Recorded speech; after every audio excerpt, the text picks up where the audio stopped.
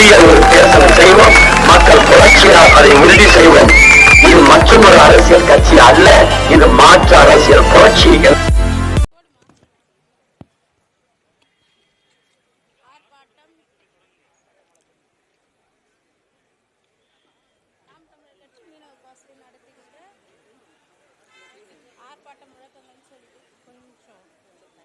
ஆர்ப்பாட்டம் முழக்கங்கள்.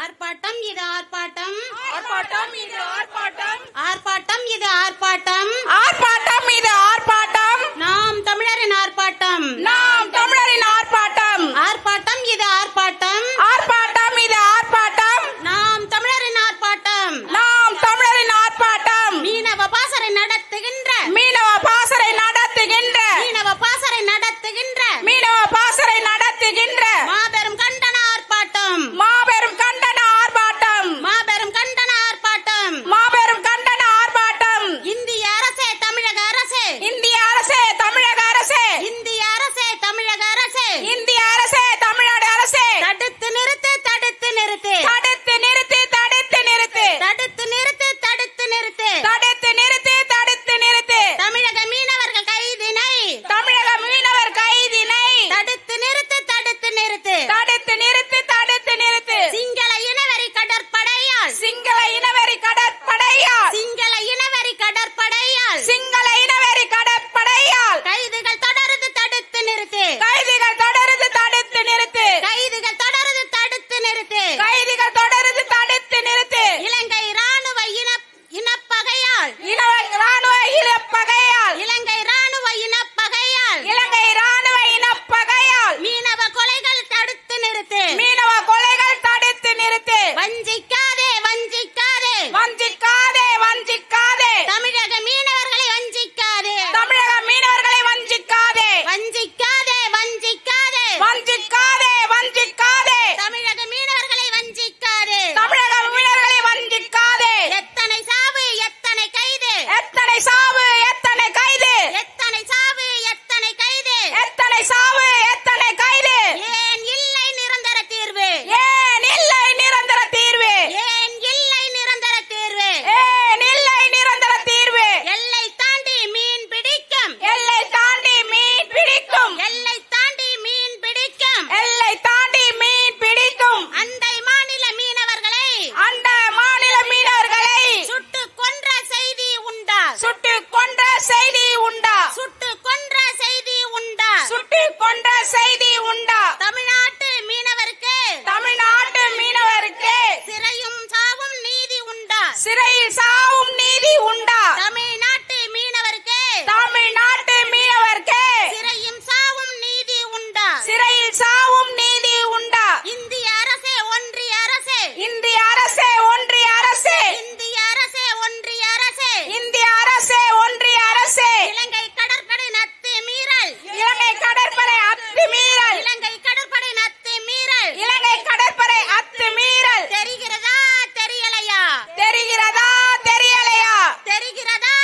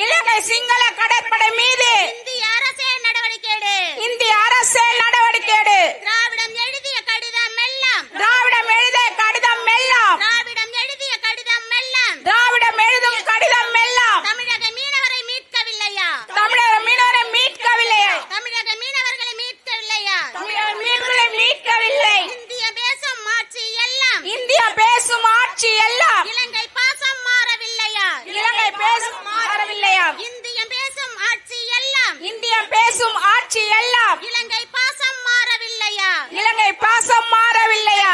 கடலில் இருக்கும் மீனவ சொந்தம், கடலில் இறங்கும் மீனவ சொந்தம், கடலில் இருக்கும் மீனவ சொந்தம், கடலில் இறங்கும் மீனவ சொந்தம் கரைக்கு வருவது நிரந்தரமில்லை, கரைக்கு வருவது நிரந்தரமில்லை, கரைக்கு வருவது நிரந்தரமில்லை. கரைக்கு வருவது நிரந்தரமில்லை. இலங்கை ராணுவம் கண்ணில் பட்டா, இலங்கை ராணுவம் கண்ணில் பட்டா இறப்போ சிறையோ கையில் இல்லை. இறப்போ சிறையோ கையில் இல்லை. ஆர்ப்பாட்டம் இது ஆர்ப்பாட்டம், ஆர்ப்பாட்டம் இது ஆர்ப்பாட்டம், நாம் தமிழரின் ஆர்ப்பாட்டம், நாம் தமிழரின் ஆர்ப்பாட்டம், ஆர்ப்பாட்டம் இது ஆர்ப்பாட்டம். ஆர்ப்பாட்டம் இது ஆர்ப்பாட்டம். மீனவ பாசறை நடத்துகின்ற மீனவ பாசறை நடத்துகின்ற மாபெரும் கண்டன ஆர்ப்பாட்டம். மாபெரும் கண்டன ஆர்ப்பாட்டம்.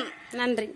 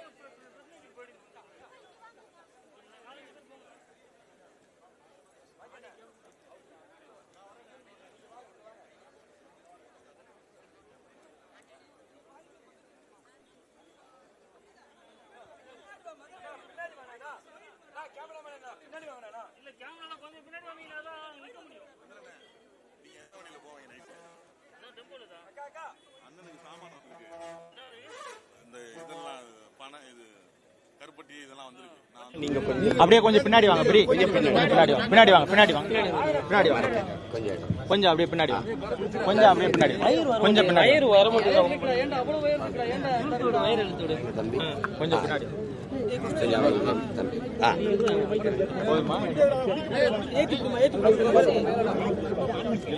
மதன் பாய் கொஞ்சம் தலை பின்னாடி ஓகே சார்.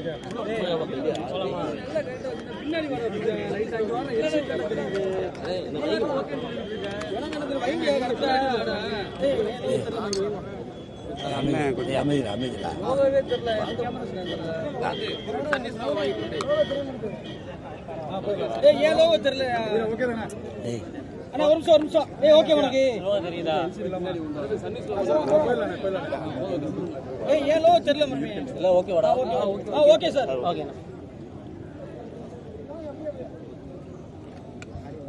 இலங்கை கடற்படை இராணுவத்தால் நம்முடைய மீனவ சொந்தங்கள் தொடர்ச்சியாக சிறைபிடிக்கப்படுவது, சுட்டுக் கொல்லப்படுவது, படகுகளை பறித்து வலைகளை கிழித்து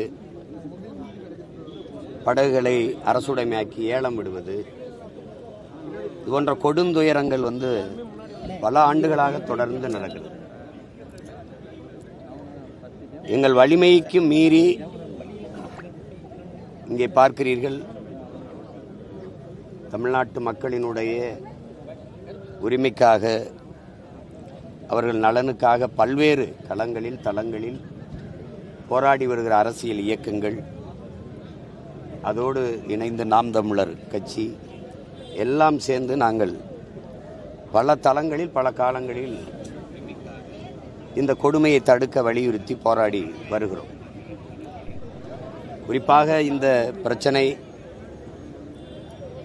ஜெகதாப்பட்டினம் மீனவர் சுடப்பட்ட போது, என் மீனவனை அடித்தால் இனி உன் மாணவனை அடிப்பேன் என்று பேசியதற்காக நான் 6 மாதங்கள் தேசிய பாதுகாப்பு சட்டத்திலே சிறைப்படுத்தப்பட்டேன். அப்படி அப்ப இருந்தே நாங்கள் தொடர்ந்து 2010, 9, 10, 11 அந்த காலகட்டங்களிலிருந்தே இது போராடி வர்றோம். இது இது தொடர் கதையா இருக்குது. எங்களுக்கு, எங்க உயிருக்கு, எங்க உணர்வுக்கு, எங்கள் வாழ்வுக்கு ஒரு துளி மதிப்பளிக்காத அரசுகள் தான் இங்கே தொடர்ந்து இயங்குகிறது. இது மாநில அரசோ இந்திய ஒன்றிய அரசோ எந்த அரசு இருந்தாலும் எங்களை ஒரு பொருட்டாவே நினைக்கிறது. வெறும் ஓட்டு. எங்களுக்கு ஒரு உணர்வு இருக்கு, உயிர் இருக்கு, எங்களுக்குன்னு உரிமை இருக்கு, வாழ்க்கை இருக்கு. அதை பற்றி கவலை கிடையாது. எங்கள் வாக்கை பற்றி கவலைப்படுகிற இந்த தலைமைகள், இந்த ஆட்சியாளர்கள் எங்கள் வாழ்க்கையை பற்றி கவலைப்படுவது இல்லை. கள்ளச்சாராயம் குடிச்சு இறந்தா 10 லட்சம் கொடுக்குற இந்த அரசு, இந்த அதிகாரம், ஒரு மீனவர் இறந்தா அவர் குடும்பத்துக்கு என்ன உதவி செய்துன்னு நீங்க பார்க்கலாம். படகை பறித்து கொண்டால் அவர்களுடைய வாழ்வாதாரம் மொத்தமும் பறிபோகுது. இது இவ்வளவு பெரிய நாட்டிற்கு ஒரு பெருத்த அவமானம், ஒரு நாட்டு அவமானமாக தான் நீங்க கருதணும். ஒரு சின்ன நாடு, இந்த நாட்டில் ஒரு மாநில அளவு கூட இல்லாத ஒரு நாடு, இவ்வளவு பெரிய துணைக்கண்டத்தினுடைய குடிமக்களினுடைய படகை பறித்து கொண்டு அதை அரசுடைமையாக்கி ஏலம் விடுவதை வேடிக்கை பார்த்து கொண்டிருக்கிற ஒரு அதிகாரத்தை எப்படி பார்ப்பது? இந்த நாடு, இந்த நாட்டின் இராணுவம் எங்களை பாதுகாக்கும் என்கிற நம்பிக்கை என் இன மக்களுக்கு எப்படி வரும்? கடற்படை இராணுவம் இதே கடலுக்குள்ள நிற்கிது. உலகத்தின் வலிமை மிக்க கடற்படையில் ஒன்று. பாதுகாப்பு பணியை செய்கிறேன் என்பதுதான் அதனுடைய பாதுகாப்பு பணியை செய்கிறவங்க தான் நிற்கிறேன்னு சொல்லுது. எந்த நாட்டு இராணுவத்திடமிருந்து எந்த நாட்டு மக்களை பாதுகாக்க அது நிற்கிது? ஒரு சின்ன நாடு இலங்கை கடற்படை இராணுவத்திலிருந்து தன் சொந்த நாட்டு மக்களையே பாதுகாக்காத ஒரு இராணுவம் என்ன பாதுகாப்பு பணியை செய்யுது? இந்த கேள்வி எழுமா எழாது. எங்களுடைய வாக்கு இனிக்குது, எங்க வாழ்க்கையை ஏன் உங்களுக்கு கசக்குது? எங்க வரியை வாரி சுருட்டி கொண்டு போற நீங்கள், அதை வக்கனையா வாங்கி கொள்கிற நீங்கள், ஏன் எங்க வாழ்வை பற்றி கொஞ்சம் கூட எங்கள் உரிமையை பற்றி, உயிரை பற்றி ஒரு துளி கூட சிந்திக்கிறதே இல்லை. கொஞ்ச நாளைக்கு முன்னாடி கூட தொடர் போராட்டம் நடத்தி கொண்டிருந்தார்கள் மீனவர்கள். உண்ணாவிரத போராட்டம் நான் தான் என் தம்பிகிட்ட சொல்லி, பட்டினி போராட்டங்களோ உயிர் கொடுக்கிற போராட்டமோ இங்கே பலன் தராது. ஏன்னா என் பட்டினியை பற்றி கவலைப்படுகிற அரசு இல்லை, அதை நாங்கள் நிறுவவும் இல்லை. எங்களை உயிரை பற்றி கவலைப்படுகிற அதிகாரங்களும் இல்லை. ஏன்னா 800க்கு குறைவில்லாத மீனவர்கள் இதுவரை சுட்டுக் கொல்லப்பட்டிருக்காரு. சொந்த நாட்டு குடிமக்களை ஒரு பக்கத்தில் இருக்கிற ஒரு இராணுவம் சுட்டுக் கொள்ளுது அப்படின்னா அதை வேடிக்கை பார்த்து கொண்ட அரசை, அதிகாரத்தை எப்படி பார்ப்பது? எங்களுக்கு என்ன தோணுதுன்னா, இப்போ குஜராத்தில் அண்மையில் ஒரு மீனவர் பாகிஸ்தான் கடற்படை இராணுவத்தால் கைது செய்யப்படுறாரு. அப்ப இந்திய கடற்படை இராணுவம் விரட்டி போய் திரட்டி மறிச்சு பிடிச்சு அவரை மீட்டு கொண்டு வருது. அந்த அக்கறையை, அந்த ஆர்வத்தை, அந்த முனைப்பை நாங்கள் வரவேற்கிறோம், பாராட்டுறோம். அதுபோல எங்க மீனவர்களுக்கு, எங்களுடைய உறவுகளுக்கு ஏன் அது மாதிரி ஒரு பாதுகாப்பு தரப்படலை அப்படிங்கிறது தான் நம்ம எழுப்புற கேள்வி. ஒரு தடவையாவது நம் நாட்டு மீனவர்களை, நம் சொந்தங்களை சிறைபிடிக்கும் போது தடுத்து காத்தது, இல்லை சுட்டுக் கொள்ளும் போது தடுத்து காத்தது, சுற்றி நின்று ஒரு படகில் ஏற்றி வச்சு ஒவ்வொரு பாகமாக இரும்பு அந்த கம்பியால் கட்டி கட்டி அடித்து கடைசியாக உயிர் உறுப்பையும் இறுக கட்டி அறுத்து துண்டு துண்டா கீழே விழுகிற வரைக்கும் இந்த கடற்படை இராணுவம் ஒரு இடத்துல குவிஞ்சு இத்தனை கடற்படை கப்பல்கள் நிற்கிதே ஏன்னு கூட பார்க்காம நீ என்ன ரேடார் வச்சு ரோந்து பார்க்குற, பாதுகாப்பு பணியை செய்கிற? இதெல்லாம் இந்த கேள்வியெல்லாம் எழுமா எழாதா? அப்போ எங்களை இந்த நாட்டின் குடிமக்களாக இந்த நாடு ஏற்குதா இல்லையா? இங்கே இருக்கிற தமிழ்நாட்டு அரசு இதுக்கு என்ன பதில் சொல்ல போகுது? கச்சத்தீவை எடுத்து கொடுக்கும்போது வேடிக்கை பார்த்தபோது இன்னைக்கும் அதை போலவே எங்களுடைய உரிமை பறிபோவதற்கும் எங்களுடைய உயிர் பறிபோவதையும் வேடிக்கை பார்த்து கொண்டே இருக்கு. இன்னைக்கு பார்க்குறீங்க, முதல்வர் எல்லா மாநில முதல்வரையும் சந்திக்கிறார். இங்கே அனைத்து கட்சி கூட்டத்தையும் கூட்டுறார். எதுக்குன்னா அந்த பாராளுமன்ற எண்ணிக்கை குறைய போகுது, மக்கள் தொகையை ஏற்ப விகிதாச்சார அடிப்படையில் பிரித்தா நமக்கு உறுப்பினர் எண்ணிக்கை குறைஞ்சிரும். அது வருமா வராதா 2029 தான் அதை பற்றி சிந்திப்போம்னே சொல்கிறாங்க. அதுக்கு இவ்வளோ ஆர்வம் காட்டுற நீங்கள் இந்த கச்சத்தீவு மீட்புக்கு, மீனவர் வாழ்வுரிமை மீட்புக்கு, அவர்களுடைய பாதுகாப்புக்கு எந்த முயற்சியும் எடுக்கல. இதுபோல் அனைத்து மாநில முதல்வர் சந்திக்கலை. கல்வி மாநில உரிமை, மானுட உரிமை, அதிலே மாநில உரிமை, அது பொதுப்பட்டியலில் ஏன் இந்திய ஒன்றிய அரசுக்கு போச்சு? அதை திருப்பி எடுத்துக்கிட்டு வரேன். உங்கள் ஆட்சியில் தான் எடுத்துகிட்டு போனாங்க, அப்போ விட்டுட்டீங்க. சரி, இப்போ எல்லா மாநில முதல்வரையும் பேச்சு கல்வி மாநில உரிமை. இன்னைக்கு ட்ரம்பே பொதுமையில் இருந்தது மாநில உரிமையை அன்னைக்கு அறிவிக்கிறது. அதை கேட்கறதுக்கு நீங்கள் பெற்றுக்கொண்டிருக்கலாம். ஒரே நாடு, ஒரே ரேஷன் கார்டு, ஒரே தேர்தல், ஒரே இந்த வரி, ஒரே தேர்தல், இதையெல்லாம் எதிர்க்கிறதுக்கு இந்த மாநில முதல்வர்கள் எல்லாம் சந்திச்சு நீங்கள் வலிச்சிருக்கல. நீட்டு தேர்வு நம்ம பிள்ளைகளை அதிகப்படியாக பழி வாங்கியிருக்கு. அவர்கள் மருத்துவம் படிக்கணுங்கிற கனவுலேயே அது ஒரு பெரிய குப்பு, அது பெரிய இடியை தூக்கி போட்டிருக்கு. அதை தடுக்கிறதுக்கு இதுக்கு எந்த முயற்சி எடுக்கல. புதிய கல்விக் கொள்கையை, அந்த கல்விக் கொள்கையை எதிர்க்கிறதுக்கு நீங்கள் இது மாதிரி செய்யணும். அதை செயல்படுத்திட்டு அதை செயல்படுத்திட்டு சும்மா நான் போயிட்டு அந்த தொகுதி குறைப்பு நடந்துருமோ என்று பேசுறீங்க. அது வரும்போது அதை பேசணும். அதுக்கு பேசுறது நாடாளுமன்றத்தில் 40 உறுப்பினர் வச்சிருக்கிறீங்க, அந்த தர்க்கங்களை செய்யலாம். இன்னைக்கு தொடர்ந்து நடக்கிற ஒரு சங்கிலியில், ஒரு கம்பியில், ஒரு சங்கிலி இணைப்பில் 12 மீனவர்களை கைது செய்து இழுத்துக்கிட்டு போனதை நீங்க பாக்குறீங்க. ஒரு தன்மானமிக்க தமிழ் மக்கள் அதை பார்க்கிற எந்த ஒரு மான தமிழ் மகனுக்கும் அதை காட்சியை பார்க்க சகிக்குமான்னு பாரு. எவ்வளவு ஒரு கொடிய வேதனையும் வலியும் எங்களுக்கு தருது, தாங்க முடியாத பெருந்துயரத்தை தருது. அப்ப இந்த துயரம் தொடராம இருக்கணும்னா எங்களுக்கு எங்களுடைய மூதாதைகளின் சொத்து, என்னுடைய தாய் நிலம் கச்சத்தீவு எனக்கே திருப்பி சொந்தமாக்குவது அதுல சரியான தீர்வு. கச்சத்தீவை திருப்பி எடுக்கிறதுக்கு எந்த முயற்சியும் எடுக்கிறது இல்லை. தேர்தல் வரும்போது திடீரென்று 24 நாடாளுமன்ற தேர்தல் அப்போ நாட்டின் பிரதம அமைச்சர் மதிப்பிற்குரிய ஐயா நரேந்திர மோடி அவர்கள் கச்சத்தீவை திருப்பி எடுக்கணும், அது இப்படி தாரை வார்த்ததுனால அப்படின்னு திடீர்னு ஒரு மாசம் பேசிட்டு அதோட விட்டுட்டாங்க. மீனவர்களுக்கு சிறைப்பட்ட நாள் தினம் 350 ரூபா அறிவிச்சாங்க. இதுவரை எந்த மீனவனும் கொடுக்கவே இல்லை. அதே மாதிரி தமிழக மீனவர்கள் பிரச்சனைக்கு கச்சத்தீவை தாரை வார்த்தது தான் காரணமா? அதே மாதிரி இலங்கை தமிழ் மீனவர்களுக்கு தமிழ்நாட்டில் உள்ள இல்லை, நம்ம கச்சத்தீவை தாரை வார்த்தது காரணம்னா கச்சத்தீவு என்னுடைய உடைமை, அது ஒரு காரணம்னு வச்சு அதுவும் ஒரு காரணம். என்னுடைய உடைமை உண்மையிலேயே என்னுடைய பாட்டன் சேதுபதி மன்னனுடைய சொத்து, எங்க சொத்து, அது இந்திய நிலம் அல்ல. மன்னர் மானிய ஒழிப்புல நீங்க அதை எடுத்துக்கிட்டு திருப்பி தன்னிச்சையா சொல்லுவோம். எங்க ஊர்ல தாந்தோன்றித்தனமா எடுத்து கொடுத்துட்டீங்க. ஒரு நாடாளுமன்றத்தை விவாதம் நடத்தி ஒன்றும் இல்லை. அன்னைக்கு அதை கொடுக்கக்கூடாதுன்னு எதிர்த்து பேசி போராடி தர்க்கம் செஞ்ச ஒரே ஆள் எங்கள் தாத்தா மூக்காயத்தவர் மட்டும்தான். வேற எல்லாரும் வேடிக்கை தான் பார்த்து நின்றுட்டீங்க. அவர் மட்டும்தான் அதை தடுக்க ஆவேசமாக பேசினார். அன்னைக்கு இந்த தொகுதியினுடைய நாடாளுமன்ற உறுப்பினர் அவர். அந்த வரலாற்று பெரும் துரோகத்தை நீங்கள் செய்கிறீங்கன்னு நம்ம இந்திரா காந்திகிட்ட பேசினார். அதே மாதிரி துரோகமாக அமைஞ்சிருச்சு. எங்கள் அதிகாரம் எங்களுக்கானதாக இருந்தால் இப்போ எல்லை தாண்டி வருகிறார்கள் என்பதுதான் குற்றச்சாட்டு. நீங்கள் எல்லாரும் அறிவீங்க. நாங்கள் மீனவர் கடலில் எல்லையை நாங்கள் எப்படி கணிப்பது என்று எங்கள் கேள்விக்கு நீங்கள் பதில் சொல்லணும்.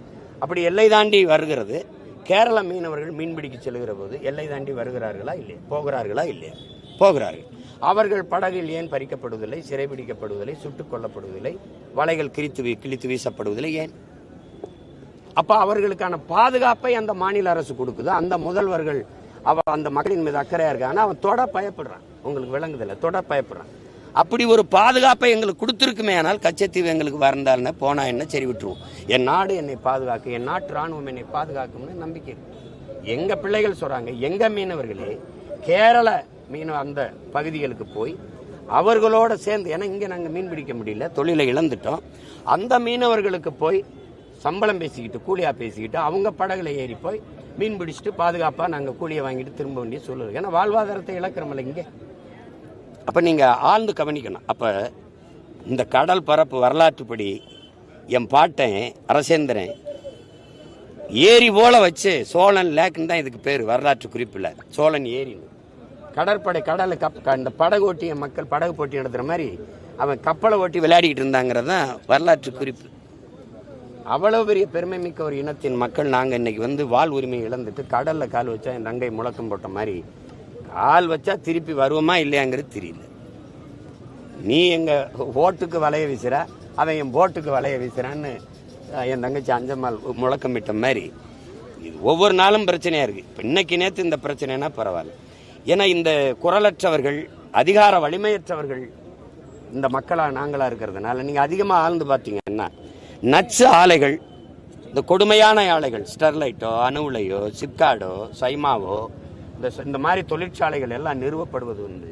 குரலற்ற, அரசியல் வலிமையற்ற, அதிகார வலிமையற்ற மீனவ மக்கள் அதிகமாக நிறைந்து வாழக்கூடிய இடங்கள்ல தான் நிறுவப்படும். நீங்க தூத்துக்குடி, இதே மாதிரி இங்கே எங்க ராமேஸ்வரம், ராமநாதபுரம், அங்க கடலூர், இந்த மாதிரி நிலப்பரப்பு, கன்னியாகுமரி, நாகர்கோவில், இந்த மாதிரி மீனவ மக்கள் இருக்கிற பகுதியெல்லாம் பார்த்தீங்கன்னா நச்சு ஆலைகளை நிறுவனம். ஏன்னா எங்களுக்கு அதிகாரம் இல்லை. நீங்க எண்ணூர்னு ஒரு பகுதி இருக்கு, நீங்க வந்து பாருங்க, அது ஒரு குப்பை கிடங்கா, ஒரு நச்சு ஆலைகளின் கூடாரமா. கடலூர்ல தமிழ்நாட்டின் குப்பை கிடங்கு, நச்சு ஆலைகளின் கூடாரம் கடலூர். இந்தியாவின் நச்சு ஆலைகளின் கூடாரம் தமிழ்நாடு. அப்படித்தான் நீங்க நிறுவி வச்சிருக்காங்க.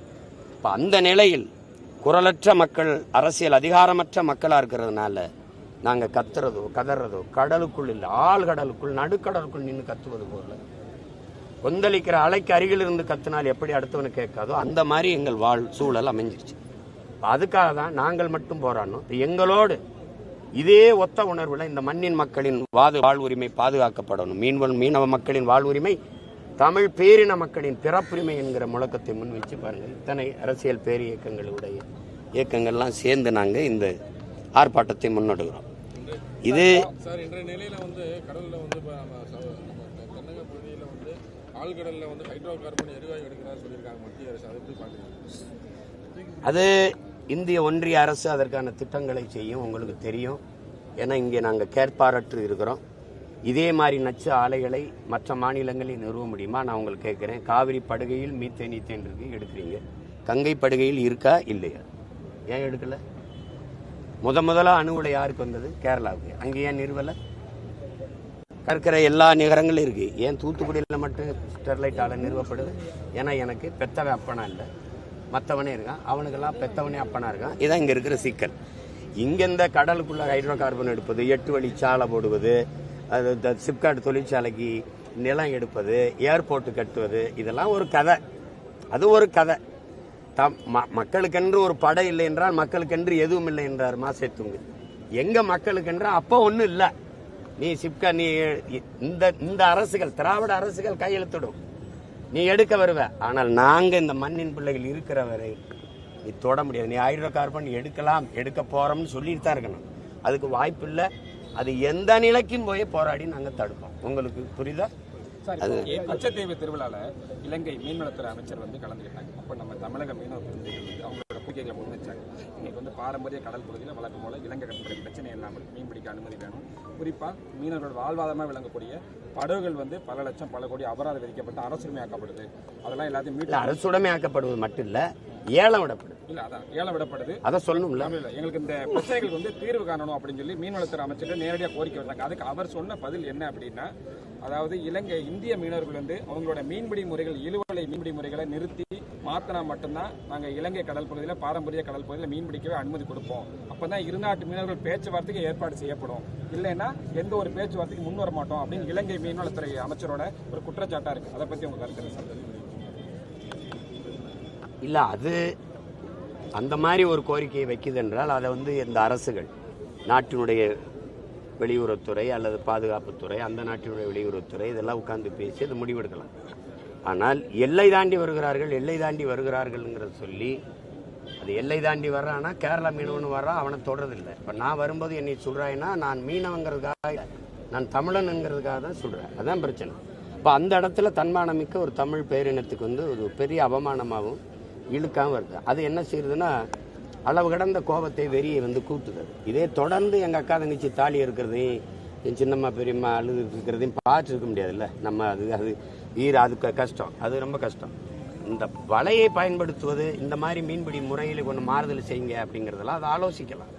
அதை இருநாட்டு தலைவர்கள் உட்கார்ந்து, நீங்கள் எந்த அடிப்படையில் உட்கார்ந்து நீங்கள் கட்சித்தீவு எடுத்துகிட்டு போனீங்க?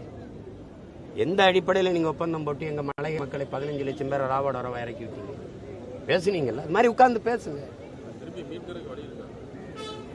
நீங்க ஒரு 5 ஆண்டு ஒரு தடவை என்னை அந்த இடத்துல எங்களை உட்கார வைங்க. அவன் என் மீனவனை தொட்டா காலையில் கையெழுத்து போட்டு பதவி விலைக்கில் இறங்கிடுறேன். ஒரு தடவை நான் எனக்கு கொடுத்துருங்க, ஒரு அதிகாரத்தை கொடுத்துருங்க. எல்லாரும் பார்த்துக்கிட்டே இருங்க, எதிர்பார்த்து. ஒரு தடவை என் மீனவனையும் என் படகையை தொட்டுட்டான் அப்படின்னா நான் காலையில் நான் வந்து இதுக்கு இருக்க தகுதி இல்லை, நான் இறங்கிறேன். ஒரு வாய்ப்பு தாங்கலை, தீர்வு இருக்கா இல்லையான்னு பார்ப்போம்.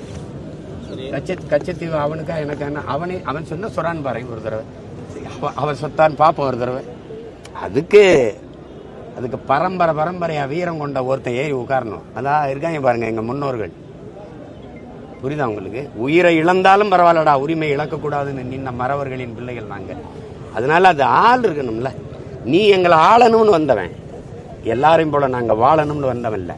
நீ எங்களை வச்சு பிழைக்க வந்தவன், எங்களுக்காக உழைக்க வந்தவன் இல்லை. நீ பதவிக்கானவன், என் மக்களின் உதவிக்கானவன் இல்லை. பணத்துக்கு நிக்கிறவன் என் இனத்துக்கு நிக்க மாட்டேன். அதனால இந்த பிரச்சனை வருது. தொடரா பாப்பம்னு சொல்லணும்ல. நீ ஆந்திர காட்டுக்குள்ள சுட்டு போட்ட போது என்ன பண்ணீங்க? இல்ல இந்த மீன் கடலுக்குள்ள சுட்டு போட்டதான் என்ன பண்ணீங்க? தூத்துக்குடியில இந்த நாட்டு காவல்துறையை 15 பேரை சுட்டுச்சு, அப்பதான் என்ன பண்ணா? ஏன்னா எங்க சாவை சகித்துக்குருவார்கள், எங்க மரணம் அவர்களுக்கு இனிக்கும், எங்க ரத்தம் அவங்களுக்கு சுவைக்கும். அதனால அதை பேசி எங்க ஒப்பாரி ராகம் ஓலமெல்லாம் அவங்களுக்கு ராகமா இனிக்கும், ரசிப்பாரு. அவர்கள போய் பேசி பயன் இல்லை. அதனாலதான் அடித்தட்டு மக்கள் நாங்கள் கிளர்ந்தெழுந்து இந்த அதிகாரத்தை தமிழ் இன மக்களுக்கான அதிகாரமாக கைப்பற்றுவதற்கு போராடுறோம். அதுதான் இது இங்க நடக்கிற இந்த அரசியல் மாறுது. ஏப்ரல் 5 வந்து இலங்கைக்கு வந்து பாரத சுற்றுப்பயணம் போறாரு. இங்க உள்ள மீனவ மக்கள் என்ன சொல்றாங்க அப்படின்னா, மீனவர் சம்பந்தமா அவர் பேச்சுவார்த்தை நடத்தணும், பேசணும் அப்படின்னு சொல்றாங்க. அது நம்ம கோரிக்கை வைக்கலாம். இப்ப இந்த போராட்டத்தை ஆர்ப்பாட்டத்தின் வாயிலாக கூட மாண்புமிகு முதன்மை அமைச்சர் ஐயா மோடி அவர்களுக்கு நம்ம கோரிக்கை வைக்கிறோம். நம்ம அந்த நேரத்தில் வேணா நினைவூட்ட ஒரு அறிக்கையை அவருக்கு கொடுக்கலாம். அவ்வளவுதான் செய்ய முடியும். ஆனா நாட்டு குடிகளின் மீது அக்கறை கொண்டு பேசணும். இப்ப எத்தனை முறை போயிருக்காங்க. இப்ப நேத்து இந்த பிரச்சனை தொடங்கி இருந்தனா இப்ப நினைவூட்டலாம், பேசலாம். அவர் 15 ஆண்டுகளா இருக்காரு. இப்ப 10வது ஆண்டு முடிஞ்சு 15வது ஆண்டுகள் தொடர்றாரு. 2 வருஷம் ஆக போகுது. ஆனா அப்படி இருந்தும் அந்த பிரச்சனை நேத்து வந்தது இல்லையே. என்னைக்கு என் தலைவன் அந்த இடத்துல இல்லைன்னு ஆச்சோ அன்னையிலிருந்து இருக்கு. இந்த நாட்டினுடைய மக்களினுடைய எல்லை காப்பு வீரனாக குலங்கு குடிகாக்கும் ஐயனாராக நின்னவன், காவல் தெய்வம் நின்னவன் எங்கள் உயிர் தலைவன் மேதகு பிரபாகரன் அவர்கள் தான். அவர் அந்த இடத்துல தன் படையோட நிற்கும் போது எங்க மீனவன் படகை தொட்டானா இல்ல சுட்டானா இல்ல படகை பறிச்சானா? அப்ப யார் நாட்டை பாதுகாத்துக்கிட்டு இருந்ததுன்னு பாருங்க. நீங்க எங்க அண்ணனை, எங்க தலைவரை, எங்க படையை பயங்கரவாதி தீவிரவாதின்னு பழி போட்டு அழிச்சிங்க. இப்ப சொந்த நாட்டு மக்களை பாதுகாக்க முடியல. உனக்கு அன்னைக்கு பாகிஸ்தான் உள்ள வரக்கூடாதுன்ட்டு பரிசா கொடுத்து, சீனா உள்ள வந்துடக்கூடாதுன்னு பரிசா கச்சத்தை எடுத்து கொடுத்து அம்மையார் இலங்கை தன் பக்கம் வச்சுக்கணும்னு நினைச்சாங்க. இன்னைக்கு எங்க இருக்கு? சீனா பிடியில இருக்கு இலங்கை. கச்சத்தீவுல கூடாரம் போட்டு உட்கார்ந்துருக்கான். சீன தெரு சீன மொழியில இருக்கு. இலங்கை எழுத்து 2வது இடத்துல இருக்கு. முதல் இடத்துல சீனா இருக்கு. சைனீஸ்ல இருக்குது. கடையில பெயர் பிழகு முழுக்க சீனா. அம்மந்தோட்டாவில் வந்து கடற்படை தாள அமைச்சு உட்கார்ந்துட்டான். 99 ஆண்டுக்கு 900 கோடிக்கு லீஸுக்கு எடுத்து உட்காந்துட்டான். நீ என்ன பண்ணுவ? தோள்பட்டையில பாகிஸ்தான் சீனா இருக்குது. இங்கேயும் காலடியிலே வந்து உட்காந்துட்டான். எப்படி பாதுகாப்பற்ற சூழலை நிறுத்தி வச்சுக்கிட்டு நீங்க என்ன போய் பேச்சுவார்த்தை நடத்தி? அது நான் சொல்லிதான் நாட்டின் பிரதமர் பேசணுமா? இந்த நாட்டு மக்கள் சிறைபிடிக்கப்படுவது, படகு பறிக்கப்படுவது, சிறையில வாடுவது, இதெல்லாம் தெரியாதா? திடீர்னு தேர்தல் வரும்போது நல்லிணக்க அடிப்படையில் எங்க மீனவர்களை விடுதலை செய்யறீங்க. எந்த இணக்க அடிப்படையில் கைது செஞ்சீங்க? அப்போ அது எந்த இணக்கம்? இப்ப இலங்கை அதிபர் இந்தியாவுக்கு வர்றாதா ஒரு பயணம் இருந்ததுன்னா ஒரு 5-6 பேரை விடுதலை செய்வாங்க. ஒரு நல்லிணக்கம். இப்ப இந்த நாடகங்களை நம்ம எப்படி சகித்துக்கிறது? அதை நாட்டின் பிரதமர் நாங்கள் இந்த நாட்டின் குடிகள் என்று மதிப்பது, இந்த நாட்டு மக்களை இந்த நாட்டின் குடிகள் என்று நேசிப்பது உண்மையாக இருந்தால் என் மக்களின் வாழ்வாதாரத்திற்கு, அவருடைய பாதுகாப்பிற்கு, மீன்பிடி உரிமைக்காக பேசணும். அப்படி பேசுவார்னு நம்புறோம், எதிர்பார்க்கிறோம். ஒரே வழிதான், நாங்க வெல்வதுதான். நாங்க வெல்வது இந்த நிலத்தை தமிழர்கள் நாங்களே ஆள்வது. அதை தவிர எங்களுக்கு வேற வழி இல்லை.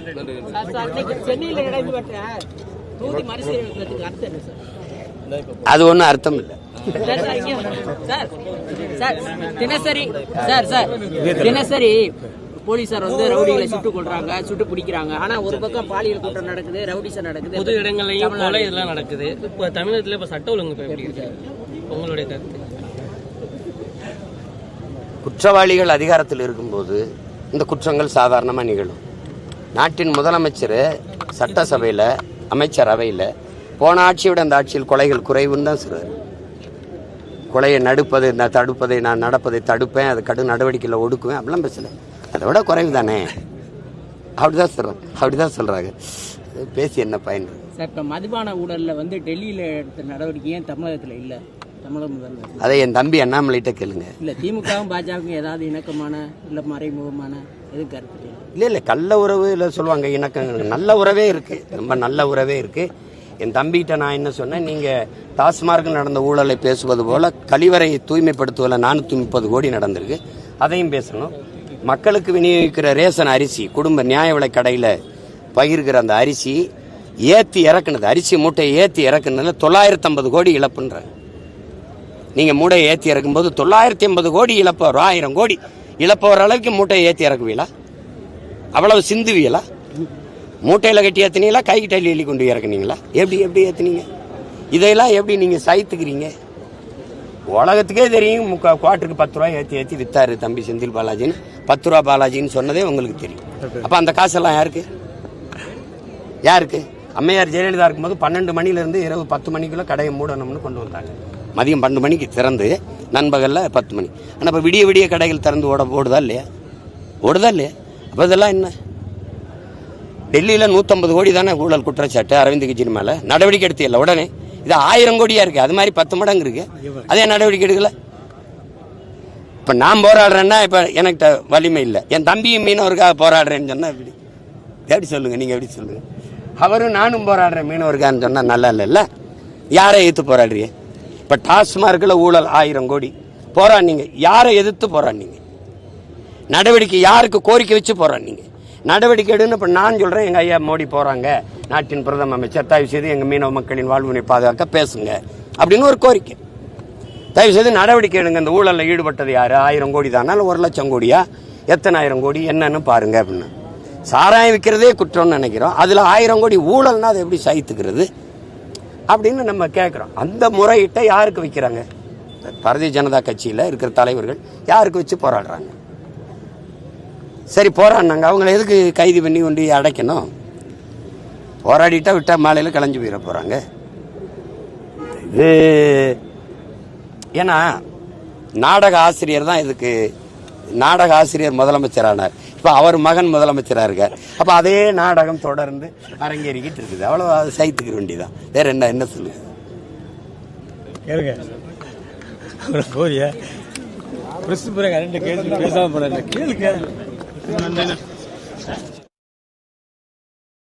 மலைகள் காக்க உயிர் தலைவரின் உரமேற்றிய உருப்பகைவரின் கதை மாற்றவே வந்தான்.